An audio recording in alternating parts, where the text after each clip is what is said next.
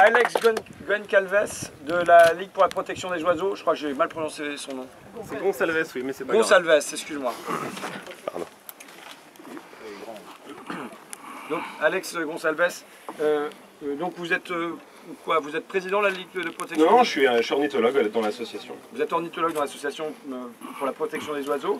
Est-ce que d'abord vous pouvez nous dresser un panorama de l'état ornithologique sur l'Alsace, indépendamment du projet? Indépendamment du projet, donc effectivement, vous avez parlé tout à l'heure d'un chiffre de 30%, c'est le chiffre qui avait été diffusé effectivement ce printemps. Donc c'était 30 années d'études qui ont permis de déterminer que 30% de la population d'oiseaux en France avait diminué. Et le hasard fait qu'en Alsace, c'est à peu près similaire.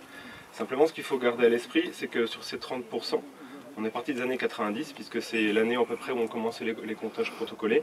Mais depuis les années 40, il y a des ornithologues à travers la France qui comptent les oiseaux. Et la base qui a été prise en 90 pour compter les 30% de pertes sont encore...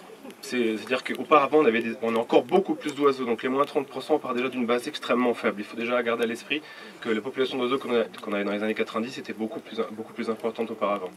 Donc ensuite, derrière ces 30%, on a plusieurs types d'oiseaux. C'est-à-dire que ce comptage se fait par 4 milieux principaux: la forêt, les milieux agricoles, les milieux urbanisés et ce qu'on appelle les oiseaux ubiquistes, c'est-à-dire qui utilisent tous les milieux.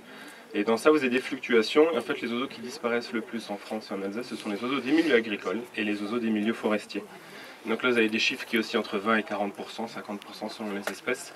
Et vous avez effectivement globalement une chute des oiseaux liée à la destruction de leur habitat, comme on peut le voir ici, et à la disparition de leurs ressources alimentaires. D'accord, c'est-à-dire que comme les insectes disparaissent à 80% depuis 30 ans, là, ça veut dire que derrière les oiseaux ils ont du mal à se nourrir par exemple? Exactement, c'est une des explications effectivement. Donc pour tout ce qui est les insectes, ce sont les oiseaux insectivores, donc qui se nourrissent essentiellement d'insectes. Et dans l'eau vous avez des oiseaux granivores, donc qui se nourrissent de graines. En fait les graines c'est ce qui disparaît sous le coup de l'agriculture intensive avec les produits chimiques, c'est ce qui disparaît sous le coup du béton.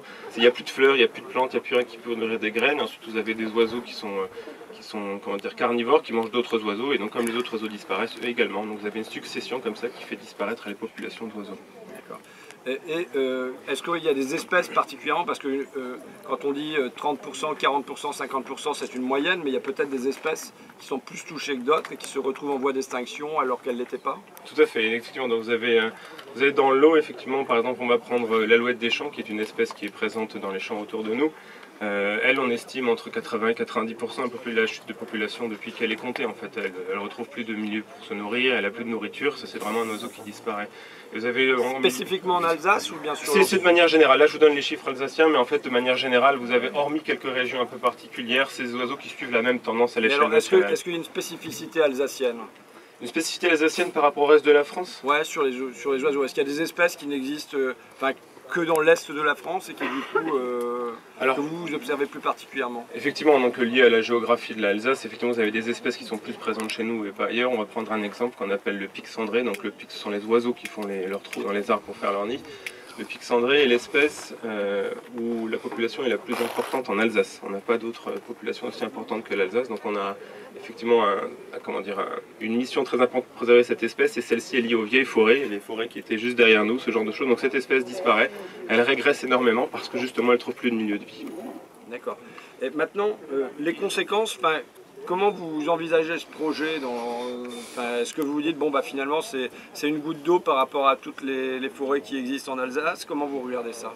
Alors nous, du coup, non, on est beaucoup plus pessimiste quand on a ce type de projet, parce qu'effectivement, il faut prendre le projet à différentes échelles. Vous avez effectivement 350 hectares de terres qui vont partir, donc des forêts, des milieux agricoles, qui vont disparaître sous le coup de l'urbanisation.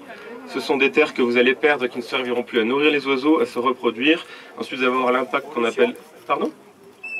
Et la fragmentation, donc la fragmentation c'est ce qui coupe les milieux de vie. Donc les oiseaux pourront plus se déplacer, ils vont avoir du mal à trouver leurs partenaires, ils vont avoir des collisions avec les voitures.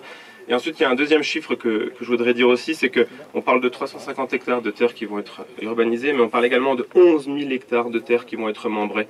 Donc le dommage collatéral de ce projet, c'est que toutes les parcelles agricoles sur des dizaines de communes alentours vont être restructurées. Et quand on parle de restructuration de parcelles agricoles, c'est destruction des arbres, c'est augmentation, destruction des cours d'eau. Donc c'est un dommage collatéral qui est gigantesque, qui n'est pas pris en compte dans le projet et qui est catastrophique pour les oiseaux et les autres espèces.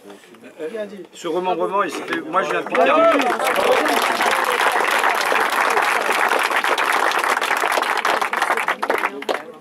ce remembrement, moi je viens de Picardie et c'est quelque chose qui a eu lieu dans le courant des années 80 en gros. On en a mesuré les conséquences écologiques. Donc comment vous expliquez que ça arrive ici, avec 30 ans plus tard, parce que finalement c'est le productivisme qui est toujours la valeur cardinale de l'agriculture et qu'on ne prend pas en compte d'autres sujets. Comment vous l'expliquez? En fait, là, de manière générale, l'Alsace est très attachée au remembrement. C'est quelque chose qui se fait depuis très longtemps. On a régulièrement des parcelles qui sont membrées, exactement pour augmenter la taille des parcelles, voilà, pour mécaniser l'industrie de l'agriculture.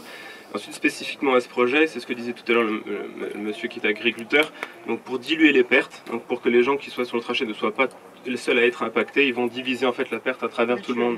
Mutualiser, c'est ça, c'est mutualiser les pertes, ouais. Et donc c'est pour ça qu'on remembre en fait, c'est pour répondre à ce besoin en fait de dilution des pertes, mais également en fait pour que l'agriculture puisse encore et davantage s'industrialiser et qu'on ait des parcelles de plus en plus grandes. C'est utilisé dans les deux. C'est d'ailleurs pour ça, je me permets de le dire, que la Fédération nationale des syndicats d'exploitants agricoles qui était contre le projet n'est plus maintenant parce qu'ils ont obtenu le remembrement. Bien dit.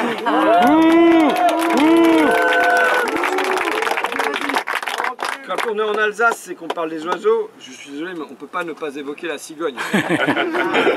C'est pour les touristes. Comment se portent les cigognes? Alors, la cigogne, comme des espèces emblématiques, on va parler des aigles ou des vautours, sont des espèces qui étaient au bord de l'extinction dans les années 50-60 à travers la France et en Alsace.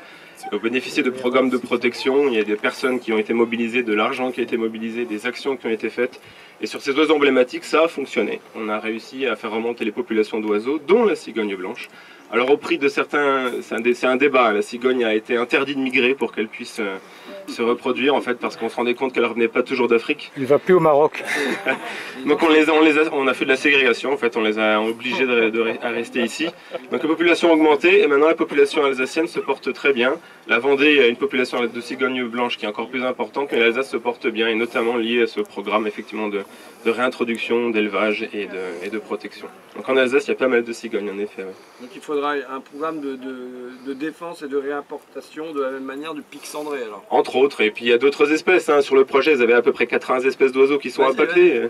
C'est poétique les oiseaux. C'est poétique les oiseaux, alors effectivement. Les noms d'oiseaux, ouais, vas-y. Les noms d'oiseaux, bon, on va parler des plus grands, on va passer jusqu'aux plus petits, donc effectivement il y a une espèce qu'on appelle le Milan royal, qui est une espèce de rapace charognard, effectivement, qui est en voie de disparition en France, qui est impacté sur le projet, il faisait son nid là derrière nous.